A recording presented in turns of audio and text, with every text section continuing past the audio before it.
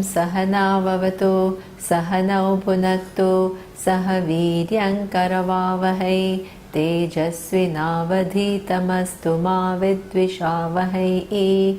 Om Shanti Shanti Shanti.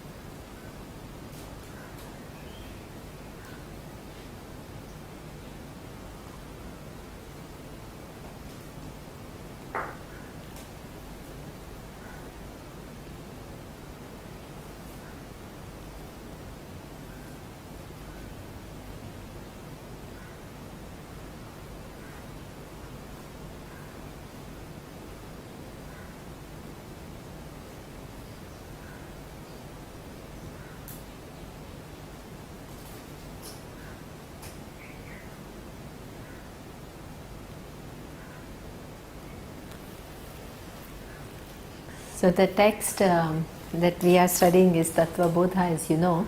Bodha means the teachings of knowledge of Tattva, the reality. Okay. So the knowledge, the teaching which is the knowledge of reality, and this is after having seen who is the person who is qualified to undertake the inquiry. Now the real inquiry starts, true to the meaning of the text.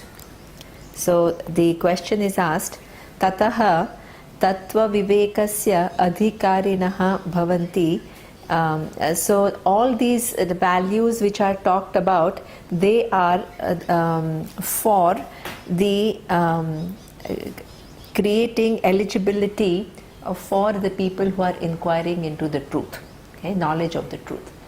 As I had said, nobody comes with all the complete understanding, so you have to have these things in some degree, but in the process of learning you develop this qualities, so you become somebody who can understand the vision. Okay, so now let's go to the vision. The vision starts with a question.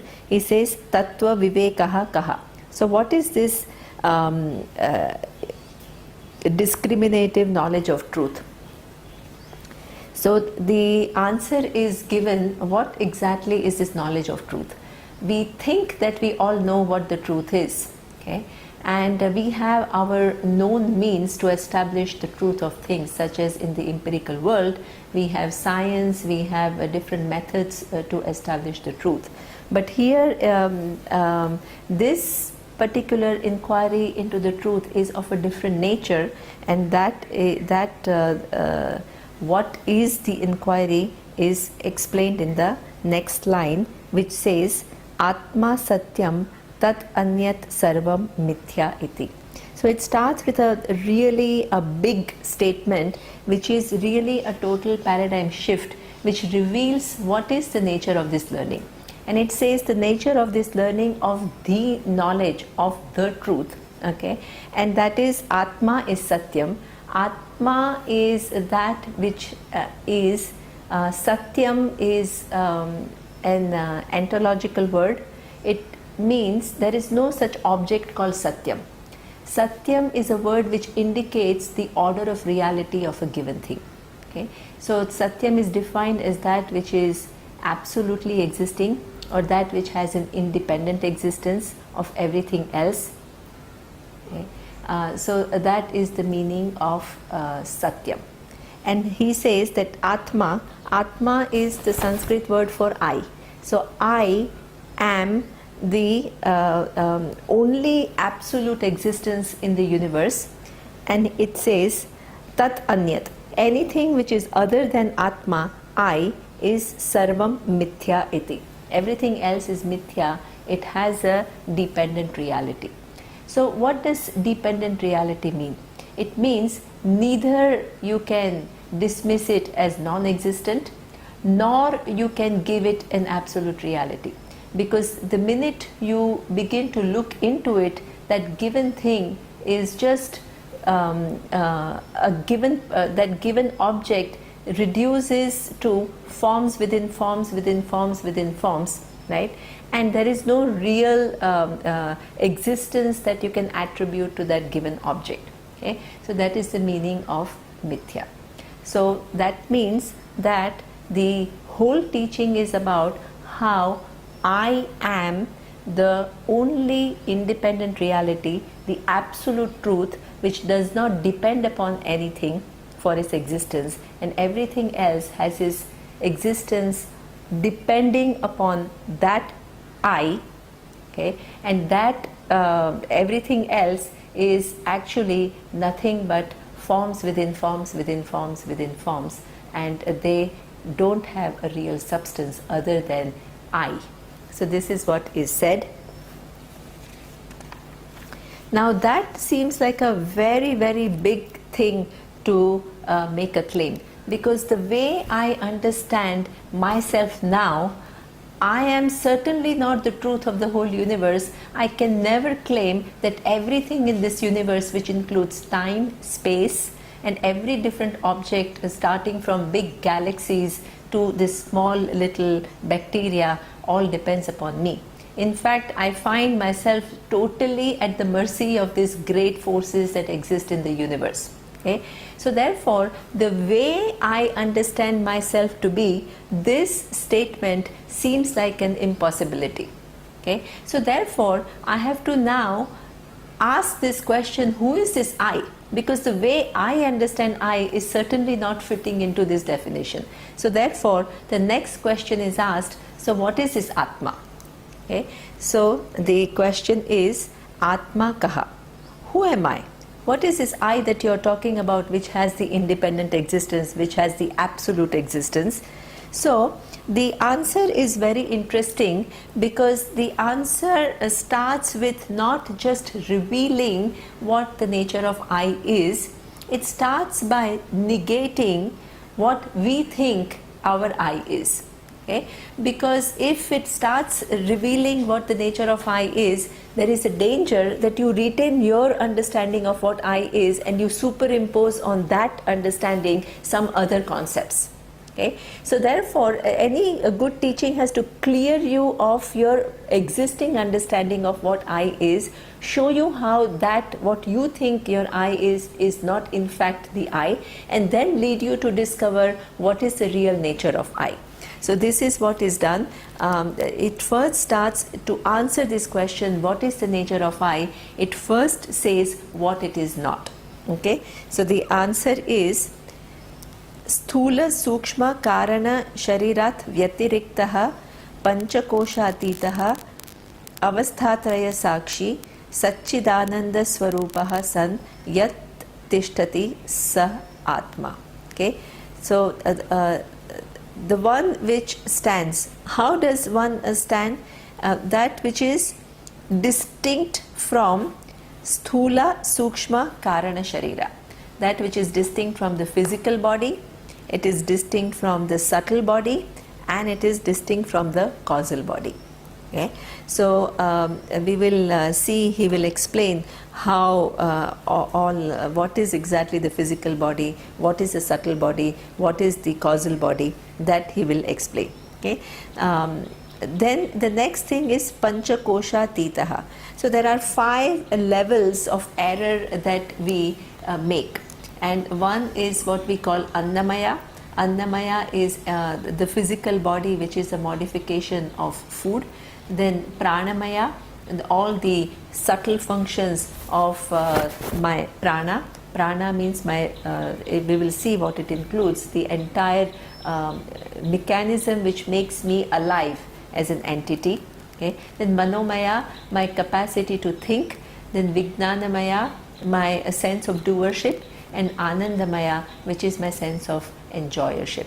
So that means that all these, in fact, if anybody asks who I am actually identified with either my physical body, when I say that I am fat, I am thin, or I am identified with my prana function when I say that, oh, my digestive system, I'm sick, my I have a breathing problem, or I have a digestive problem, or my lungs are not functioning, or all these is what we call with reference to the pranic functions.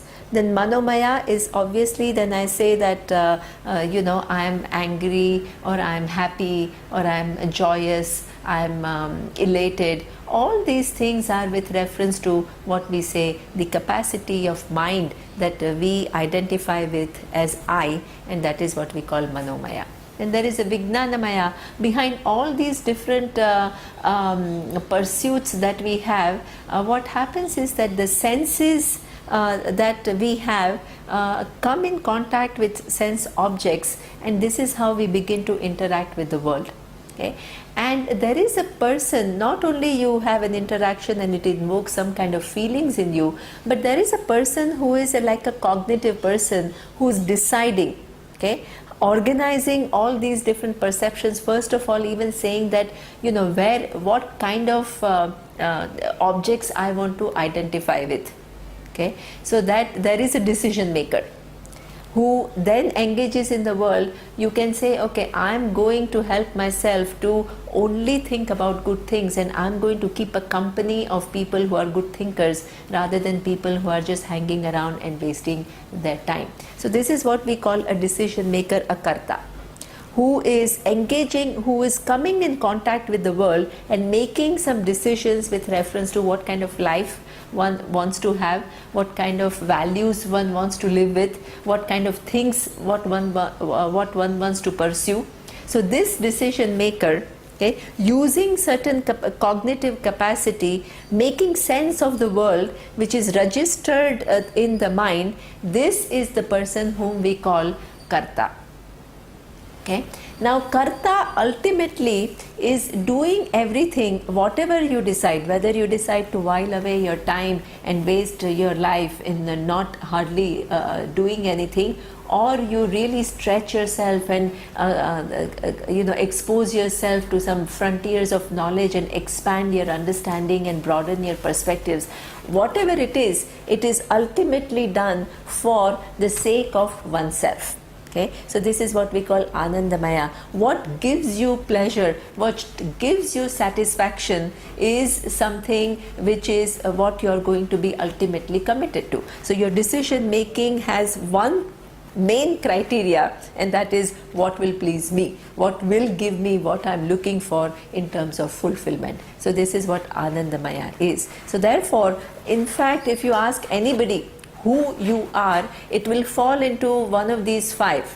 Okay, Annamaya, Pranamaya, Manomaya, Vijnanamaya, and Anandamaya. The physical body, the pranic functions which makes the body alive, the emoting mind, the decision maker me, and also the enjoyer me. And what this book of knowledge of truth says, that this is not what you are. Okay, you're also not what it says, avastha traya sakshi. You are not, in fact, our identification with the waking world is so strong that everybody thinks that I am the person, the waker, who is using all these faculties to engage in the world.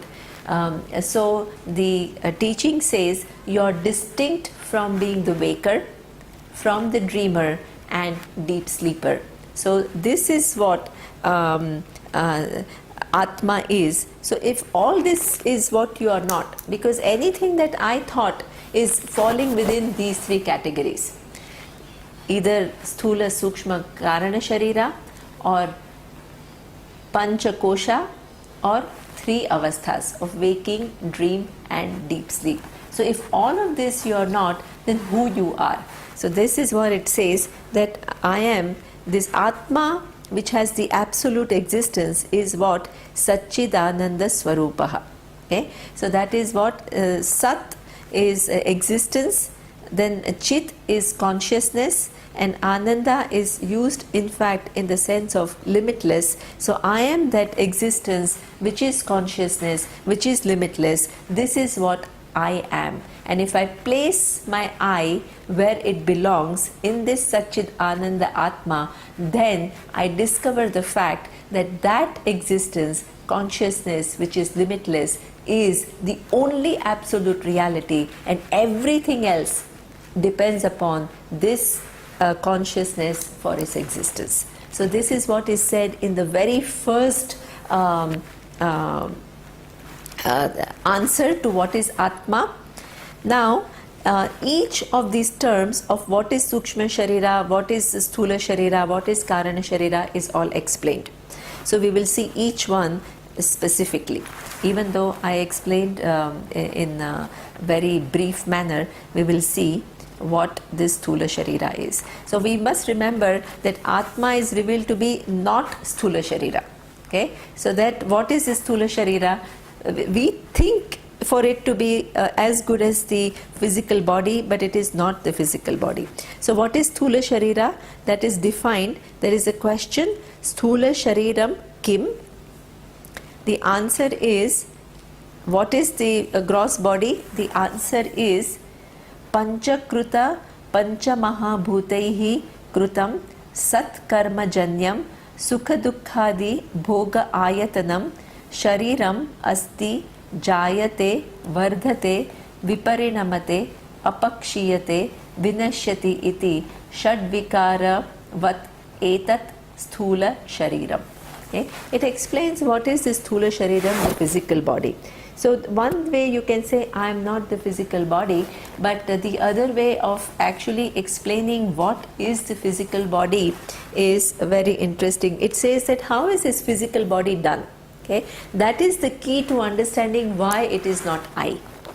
Because you can ask the question, why am I not the physical body? Then the answer is because it is made up of 5 elements. So here it says Panchikruta Pancha Mahabhutaihi. Pancha Mahabhuta is, we think about the whole universe, any object is made up of different permutation and combination of 5 elements. So what are these 5 elements? Akasha, space; Vayu, air; Agni, fire; Apaha, water; and Prithvi, the earth. So anything that you see in this physical universe is nothing but different permutation and combination of these 5 elements. And this physical body is equally made up of these 5 elements. So these 5 elements themselves are seen to be both the subtle elements, right, and then they are gross elements.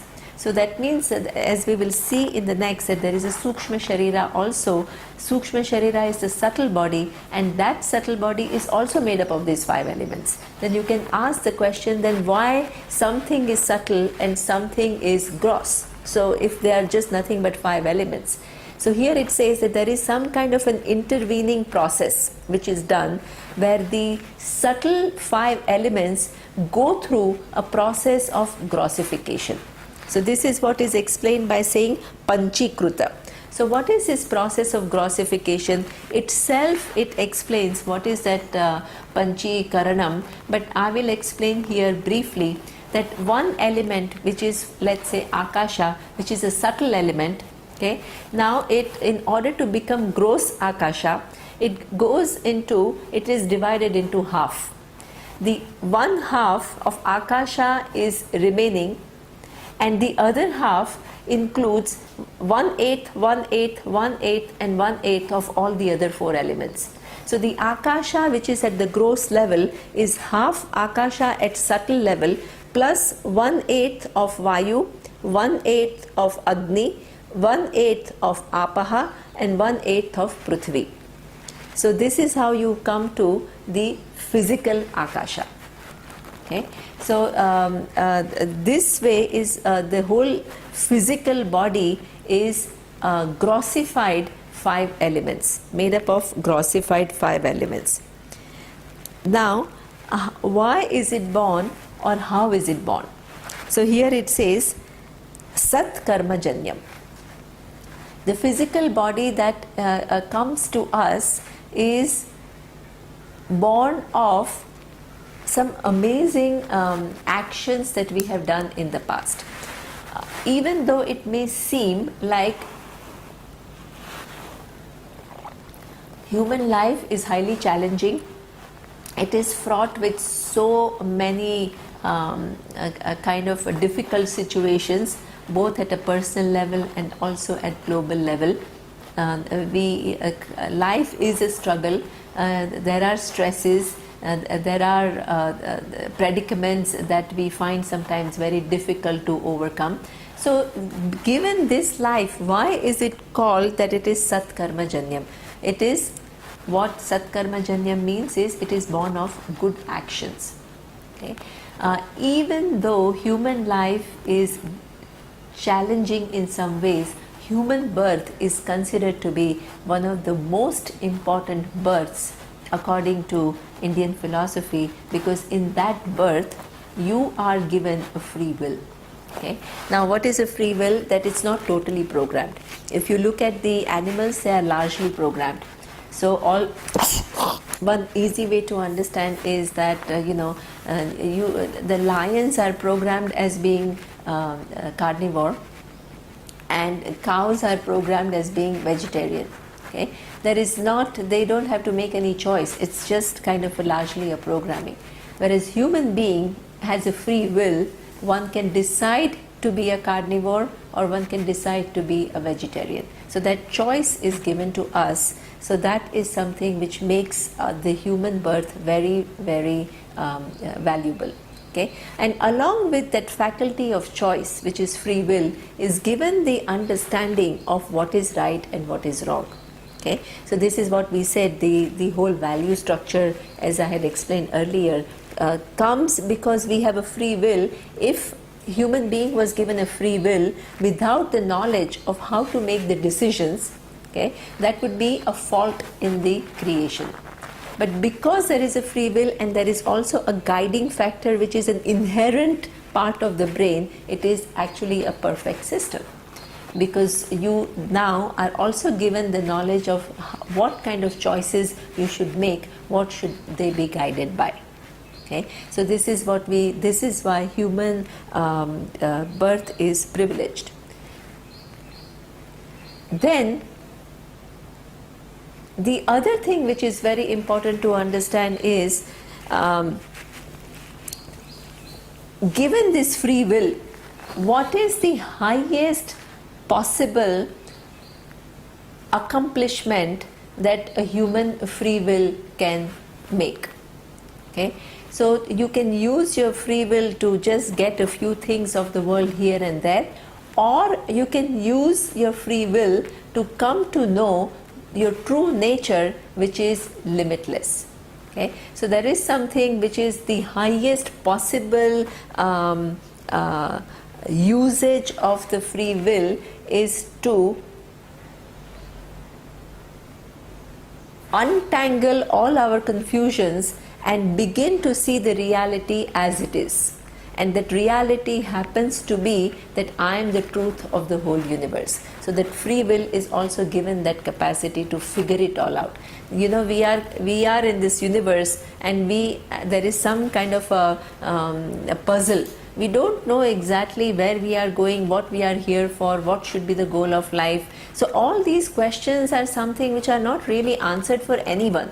We just see people doing things and we go ahead and we do things, and almost because that is how the society is structured. But you can also use it to understand everything and put everything in perspective and know the highest truth. So this is why it says Sat Karma Janyam. That means it's born of good karmas, because you can reach the highest possible accomplishment within a human birth. Okay. Then it is Sukha Dukhadi Bhoga Ayatanam. It is the physical body through which, it's a counter through which I experience different experiences, which include Sukha, happiness, and Dukha, which is unpleasant experiences. Okay? So that means that according to us, everybody that is born here with a given physical body is coming because of a certain what we call karma. All that will come later, but I just want to give a brief introduction to that. And that karma is accumulated based on our past actions. So the past actions have accrued to us some results which are now going to be experienced in this given body.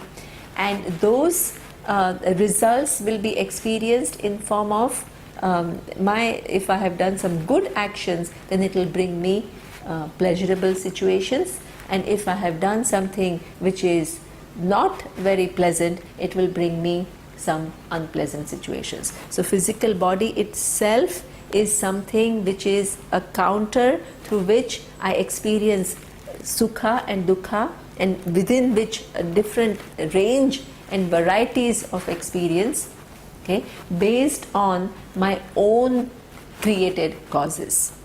Okay, so this is what he says: sukha dukkha the bhoga ayatanam shariram asti, that physical body which undergoes some modification. What are the modifications? Jayate, it is born; it is vardhate, it is growing; viparinamate, viparinamate means it undergoes metamorphosis; apakshiyate, goes and declines. At some point it begins to decline. Vinishyati is gets destroyed.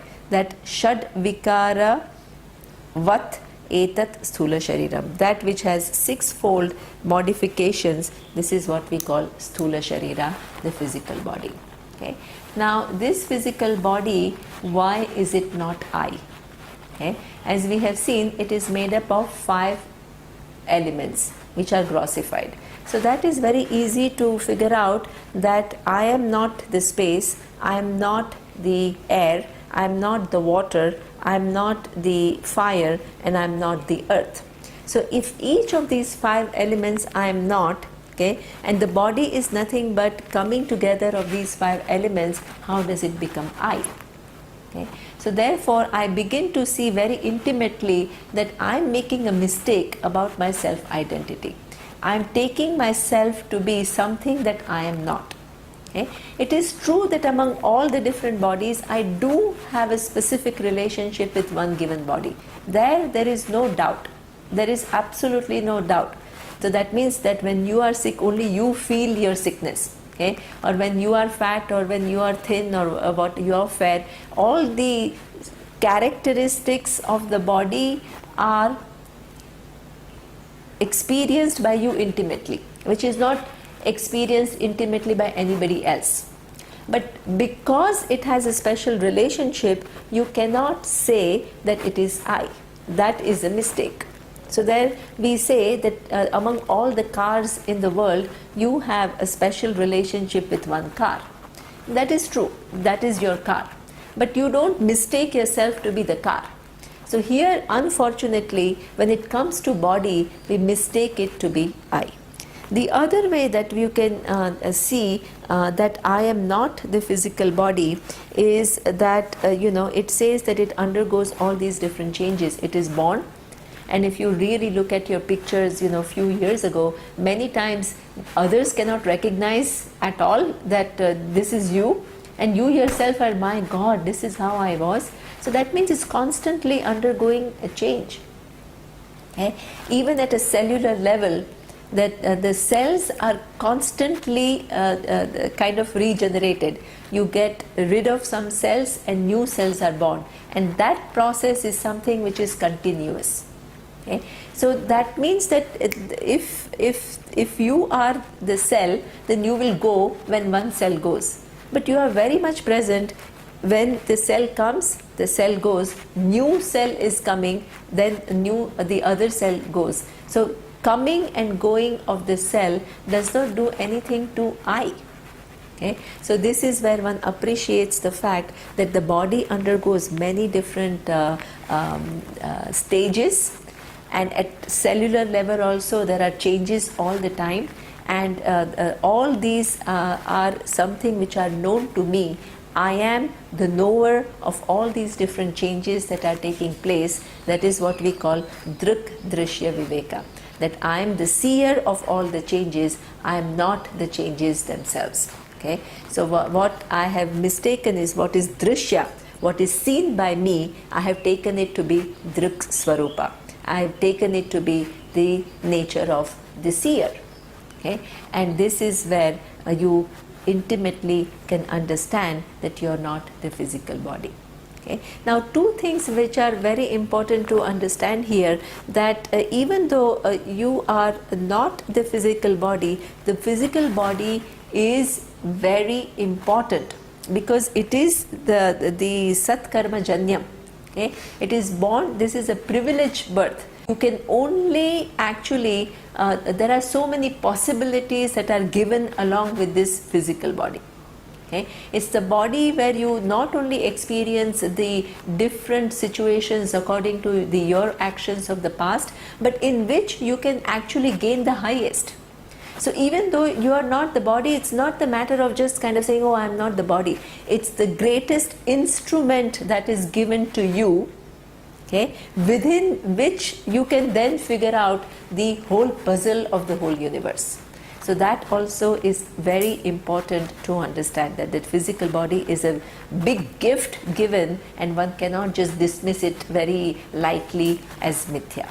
Okay. The second thing that we have to remember is the fact that that the identification with physical body is not an ordinary identification. People suffer from tremendous complexes as a result of this identification. Okay. So that means in some cultures before, for example, when we went to Paris and we went to some museums and you see the figures of female, they are quite full figures. Okay. So you have very kind of a thin body was never a concept of beauty. Okay. But now it is totally different, that you should have zero flesh on your body in order to be considered beautiful. And anybody who has slight heaviness begins to have complexes. Okay, and the complexes can sometimes be so severe that you suffer from anorexia. You can what is the other thing called? Bulimia. So you suffer from all these eating disorders because your identification with the physical body is so strong. Okay? So therefore it's not just a matter of kind of seeing it as mithya lightly. One has to, if one begins to see the fact that I am not as good as the body, then one's self-esteem does not really depend upon the different conditions of the physical body. Okay, and that may take time to go, even though you understand the first time that the cells are changing and I'm the unchangeable, but still there are many things which are attached to it which require some attention on your part. Okay, some kind of a reorientation on your part, which will not just go automatically. So therefore one has to handle this identification with a certain care and a certain depth. Okay, and also then to cherish this body by saying that through this body I can actually figure out the greatest mysteries of life. So one begins to worship, one begins to take care of it, make sure that it is healthy, that it is kept in a good condition, it is not abused. All this is something which is your responsibility towards the body, even though it's not simple thing as, oh, it is mithya, so you just understand it as not I. Okay, so that again is your responsibility towards it. But the fact is that it is not I.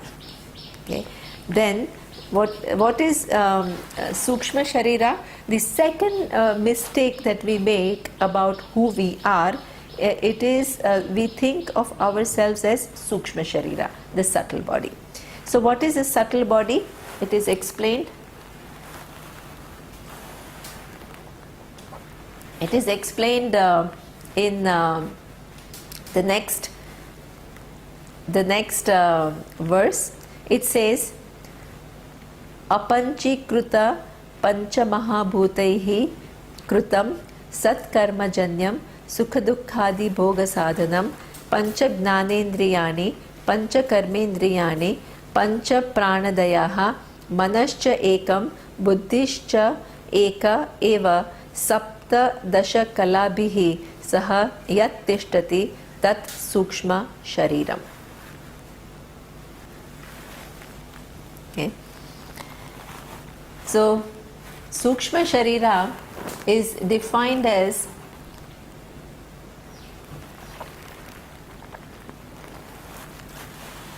that which is made up of 5 elements. What are these 5 elements? Space, air,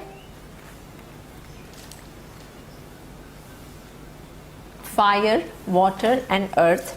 But these are what they call apanchikruta. They have not gone through the process of grossification. Okay? So these are the 5 subtle elements from which the subtle body is made. Pancha mahabhutaihi krutam sat karmajanyam. Okay? Again, it is born of one's good karma, because human subtle body is a special body. Human brain is a special brain, and that requires grace to be born as a human being. Sukha dukkhadi bhoga sadhanam. You certainly need a subtle body, is something which makes you alive as a person. Okay? Because a table is unable to have the feelings, or is unable to interact with the universe. It's called what we call inert. They are not the stones, the mountains. They are not able to interact with the universe in the same way as human beings or the living beings can interact. So what is the difference between living and non-living being? So that is what makes the difference, is the presence or absence of subtle body. Okay? So this is where he says that it is only when you have subtle body, which makes the body alive, you can experience happiness and sadness and all the other ranges of emotion. Now, what does it all involve? The subtle body involves pancha gnanendriyani, 5 organs, sense organs, pancha karmendriyani, 5 organs of action, pancha pranadayaha, 5 functions within your respiratory function, manascha ekam, the mind, buddhi cha eka, 1 buddhi. Mind and buddhi is, when you make a distinction between mind and buddhi, there are several ways in which you can take the differences. Okay? The verse itself will indicate, but I will tell you what is. There are how many different ways. It is not like one definition and this is what it is. Okay? The mind can sometimes refer to the place where emotions take place, and buddhi can be referred to where which is your cognitive capacity. Okay? That is one way of looking at the different function. In some other ways, the mind is looked at as what we call sankalpa vikalpatmakaha.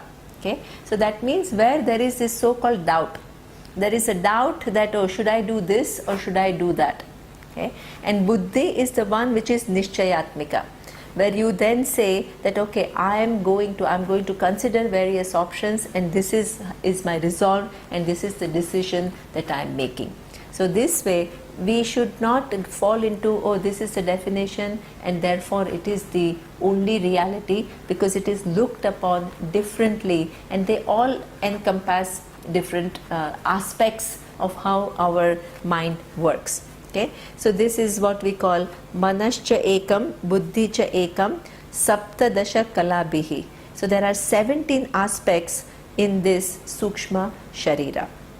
So each of these 17 aspects are explained here. Okay? So what are the 5 pancha gnanendriya? What are the 5 organs, sense organs? Kshotram, tvak, chakshu, rasana, ghranam iti pancha gnanendriyani. Kshotram is your ears, tvak is the skin, rasana is the tongue, chakshu is the eye, ghranam is the nose. These are the 5 organs of action. So that sense organs. Okay, so the sense organs are the means that are given to you to engage in the world. Now they operate, the whole idea is that the whole body is made up of 5 elements. Okay, and therefore the capacities of your sense organs are somehow corresponding to the properties of those 5 elements. Okay, so this is how this whole model of the universe is looked upon. If everything is made up of 5 elements, then the properties exhibited by each object somehow correspond to one or more characteristics of these 5 elements. Okay, so here he says Shotrasya Digdevata. What is the ear that I have and the ear that everybody else has is governed by a certain common principles, and that is what we call Digdevata. Okay, the presiding deity of the ear is the directions, right? So what is important is that the sound is carried in the space. So therefore the presiding deity for the ears is what we call the space, direction, different directions, all the different directions exist in space. Okay, so therefore that governs my capacity to hear. Then he says Tvachoho Vayuhu. The skin that I have is governed by Vayu. Vayu is the wind, okay, the air. So the air is something that can be experienced by my my skin. The 5 sense organs that we have, they are made up of 5 elements. So and those 5 elements also have a certain characteristics, certain guna, certain qualities, and there is a correspondence between the sense organs and also the world, what I can capture through the sense organs and what they can do. It also with reference to the objects outside is a particular kind of a relationship, and that is explained here. It says Shotrasya Digdevata. Okay, the my ears can hear, and the presiding deity for the hearing is Dik. Dik means the direction, or what we call the space. Okay, so the sound is carried through the space. So the presiding deity of my capacity to hear is the directions, and the directions refers to space. Then my capacity to the sense of touch, the presiding deity for that is the air, because air is something which is not physically seen, but it is something that I can feel through my skin. So the sense of touch is experienced through the skin. So the presiding deity for the sense of touch is Vayu. Vayu is the air. Okay. Then Chakshushaha Suryaha. The presiding deity for the eyes is the sun, because sun also can refer to Agni, because Agni is the first element that actually can be physically seen, and a sun is a globe, and that globe has a lot of fire. So therefore the presiding deity for the eyes is the sun, which corresponds to the element fire. Then Rasanayaha Varunaha. My capacity to taste, the presiding deity for that is the element water. Okay, water is the first element which has the taste, in fact water is something which is neutral in terms of taste. Every other taste, whether you call it spicy or you call it sour or you call it sweet, is with reference to this neutral taste, which is what we call of that of water. So my sense organ, which is the sense of taste, the presiding deity for that is the water. Okay, and the Granasya Ashvino, for the organ of a smell, the Ashwins, the twins, are the presiding deities. So there again there is this inhaling and exhaling, so there is two functions going on, and therefore there are these twins which are the presiding deity, and the deities are also the given forms, so they represent earth. So therefore the smell, my capacity to smell is corresponded with the element earth. So this is why we see that there are 5 sense organs which I have, and since the physical body is made up, or the subtle body is made up of 5 elements, each of the element is a presiding deity for my sense organ. Okay, so that is how you begin to see the order in the creation.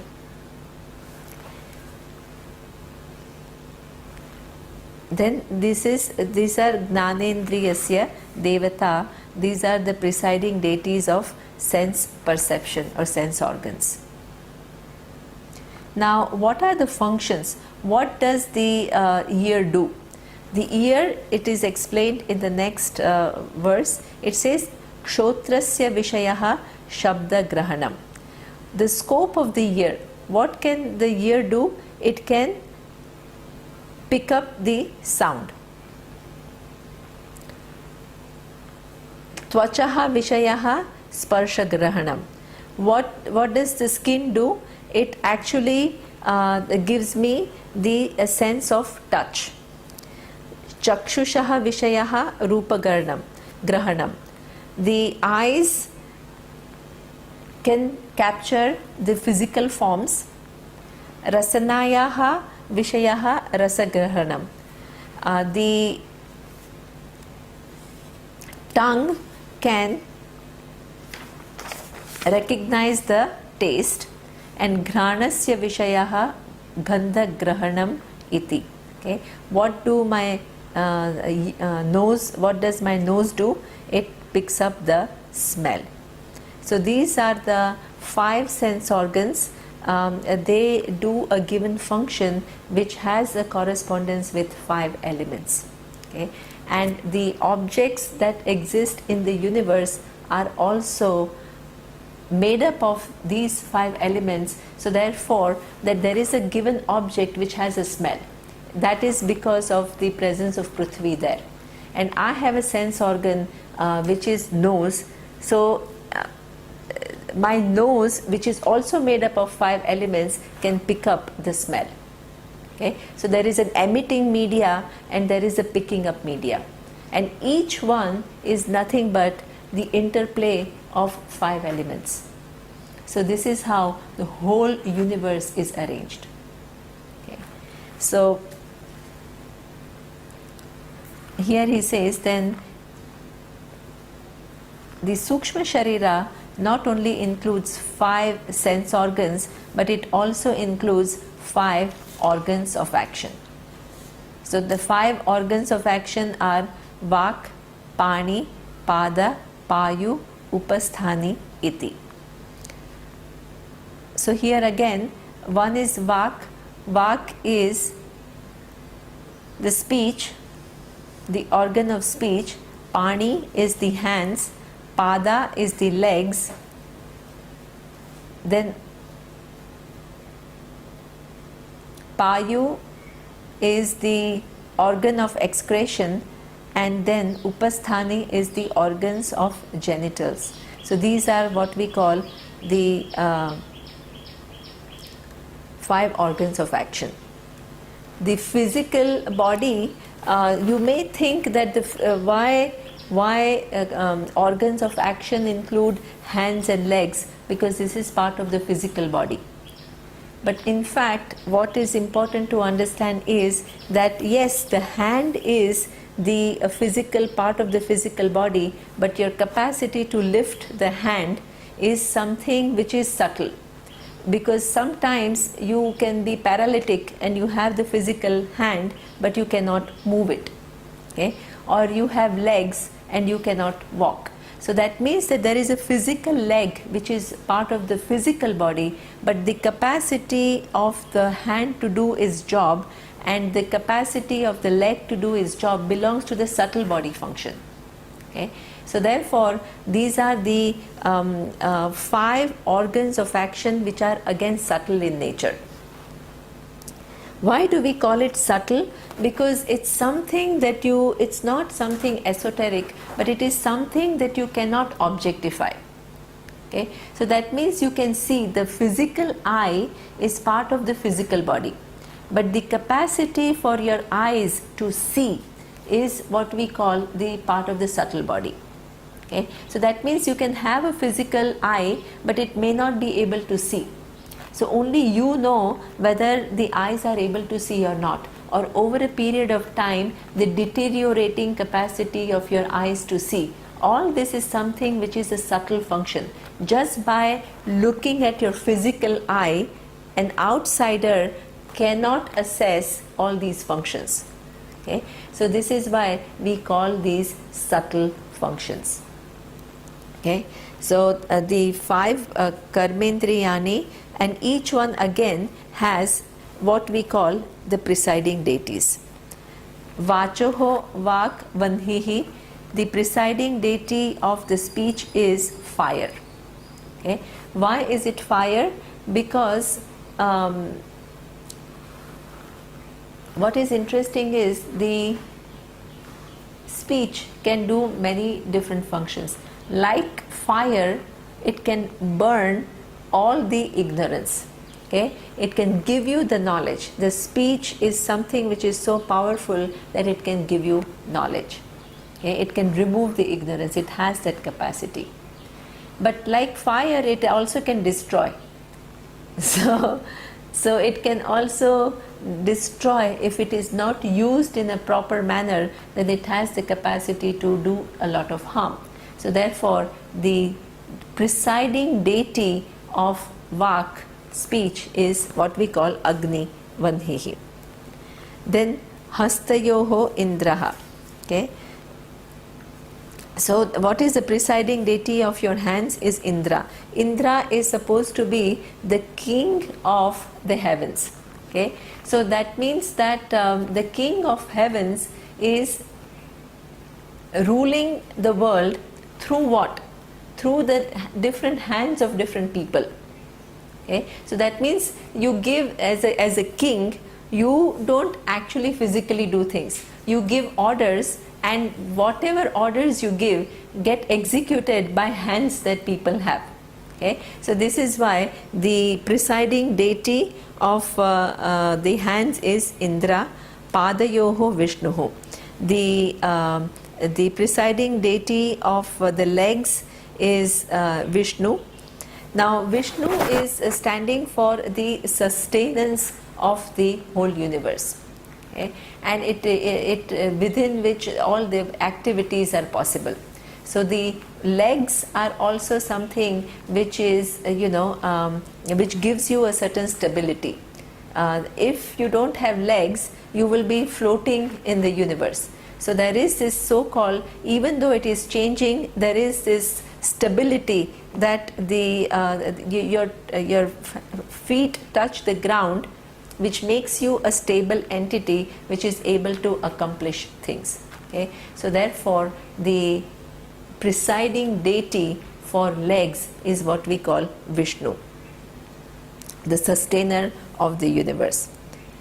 Payoho Mrityuhu, for the organ of excretion, the presiding deity is Mrityu, because anything that you have excreted from your body is something which is gone and it is dead. So therefore the presiding deity for the organs of excretion is what we call Mrityu. And Upasthasya Prajapatihi, For the genitals, the presiding deity is Brahmaji. Brahmaji, Prajapati, is the creator. So through the organ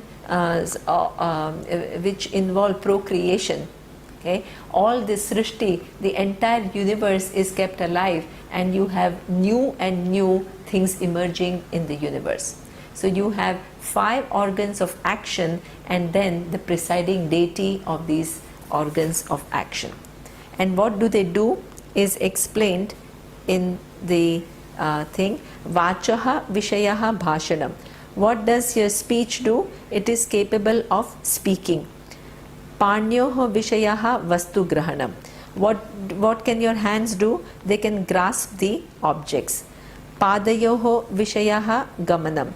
What do the legs, what can they do? They can actually make you go and accomplish things. It is a locomotion. Okay? And Payoho Vishayaha Malatyagaha.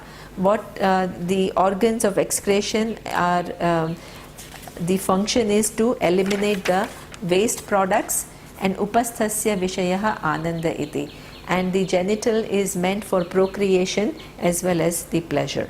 So this is what we call the Sukshma Sharira. In the next class we will see what is Karana Sharira. What is important to recognize here is that the physical body we think we are not. The subtle body we think we are not. Up to now we have seen 2 aspects of subtle body.